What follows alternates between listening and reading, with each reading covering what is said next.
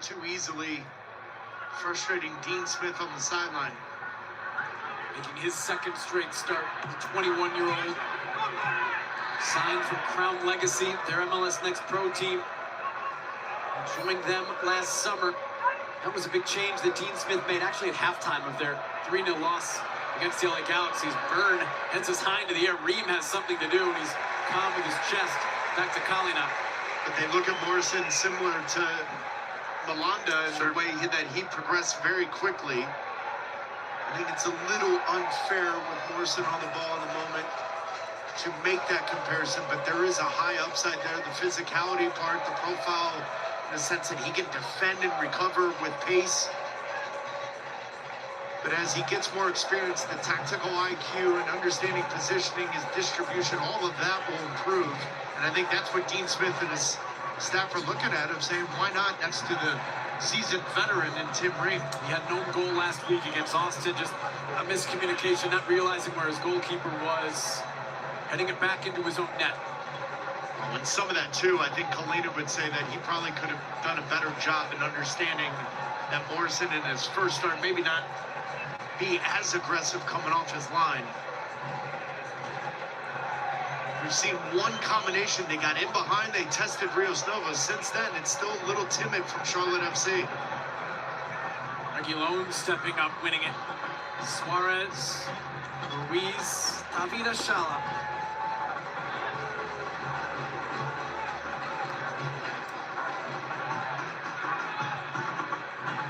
Ruiz over to Frey. Leaves for Pinter.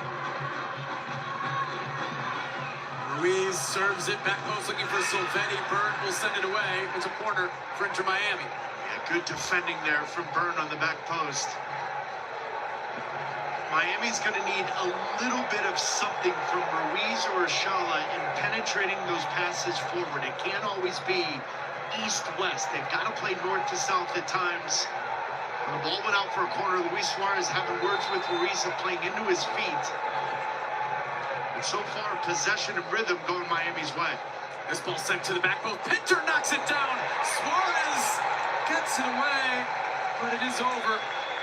We welcome everybody watching on MLS 360. Scoreless 19 minutes in Charlotte. Well, I think Pinter could have been selfish here. I think he could have had this back across the goal.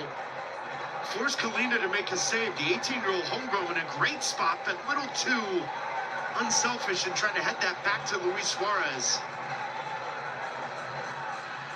But again, on the front foot, aggressive from Inter Miami with 10 different starters from their last game midweek. Daniel Pinter making just his second MLS appearance, his first start. He has only played in this building in MLS. His debut was last year on September 13th as a short-term loanee against Charlotte. That was a 3-0 win for Charlotte. It was a wild and entertaining match. Idan Tokumani hat-trick last September.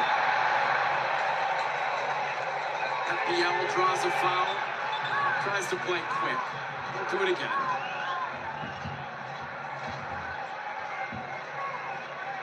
Yeah, the creative mind, the creative touch. Anything in the final third for Charlotte FC goes through Pep Biel. The way he just floats between the lines, he'll drift into spaces out wide, he'll create overloads for Dean Smith and his team, but they need Zaha, they need Abada, they need Toklamani, they need the front three to read those. Everything right now in front of Inter Miami's back four, and it's too easy to defend. Toklamani wants a foul, play on, says Guido Matani to Tim Ream, going hard for Luis Suarez. Won't play on after that. Suarez wincing as he gets to his feet. It's cheeky from Luis Suarez in the sense that he knows Tim Ream is coming through, so he just steps in front of him. He doesn't play the ball, he plays the space, and that right leg gets in front of Tim Ream. While Tim Ream wins the ball, he has to go through that right leg of Suarez. Puts out the fire for Miami, and they keep possession. Santiago Morales, Luis Suarez, picks up Ruiz! Not far away, would have been spectacular for from the Miami homegrown. Yeah, but this is brilliant from Suarez and Pinter. Pinter recognizes that Suarez slides over, so he makes the near post run, and the back post wide open for David Ruiz coming in that back post out of the midfield. Doesn't get a clean touch on it, but brilliant movement from both Pinter and Suarez up front.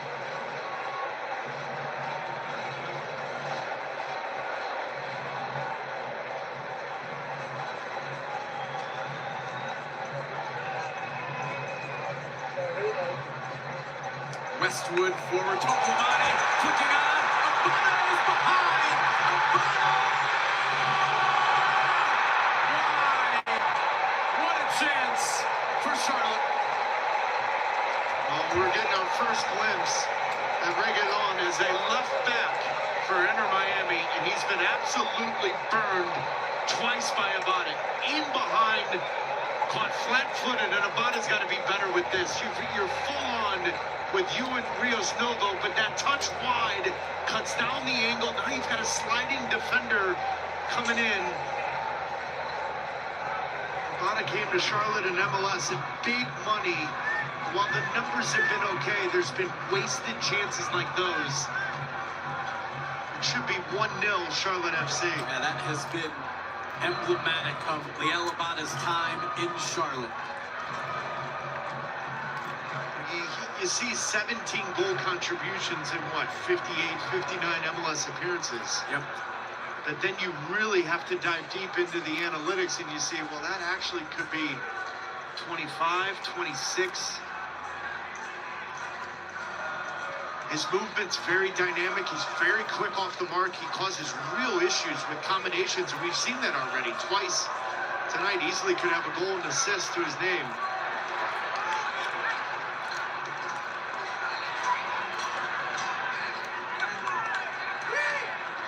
Abada did have an assist last week against Austin.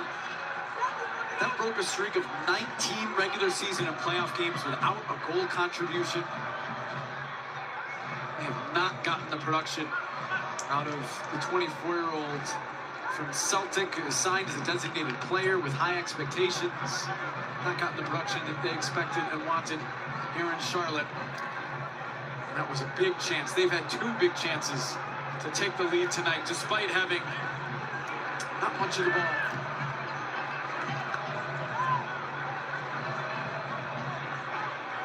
They have had more possession than Miami so far. It feels like, certainly in the opponent's half, it has been Miami who've been on the ball more than Charlotte, who have had just a couple moments where they've been able to come forward.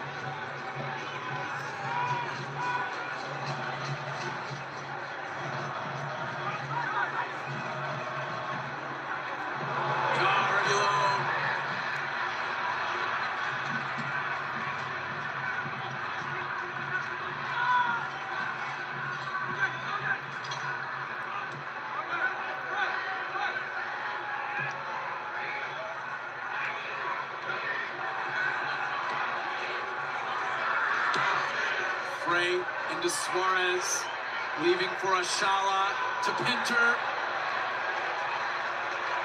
Back to David Ashala. It's high, but did that come off a Charlotte player? Came off of Suarez, who's in an offside position, but how about that pattern of play? The ball's whipped into Suarez, he lays it off. Ashala plays Pinter.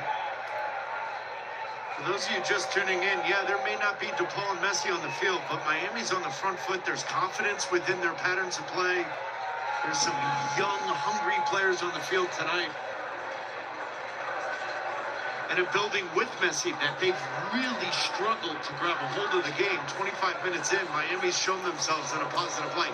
And yet, in saying that, Charlotte could have 2 goals to their name. Charlotte have the 2 best chances of this match. Heavily rotated Miami team that still is trying to control this game. Again, direct from Charlotte Morrison, looking for Tokumani Lujan, trying to get in the way, and he does enough. Tokumani goes through the back of Gonzalo Lujan, and it's called for a foul. You would have to think Tokumani tonight with Lujan and Noah Allen playing at center back believes he's got the physical hand, and if it is going to be directed times over the top or playing as a reference point with his back to goal. But Luan doing a good job of getting in between the ball and the attacking player drawing the foul. Allen driving it. Morrison stepping up to win the header. This might work out. Abada. Not on the same page with his fellow countryman, Aidan Tokimani.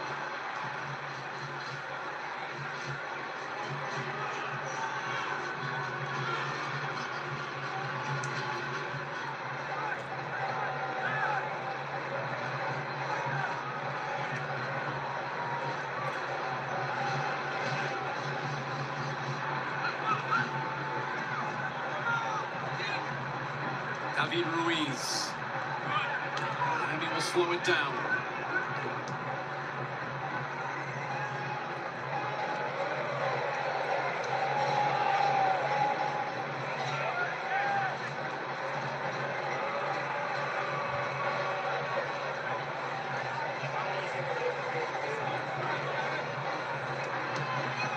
Frey looking for Pinter. Ream sees it on to Kalina.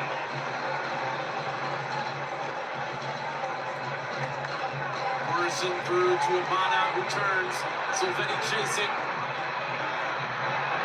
Taken away clean by Miami. Can they hit in transition now? They have numbers. Santiago Morales. Leaving it for Elo.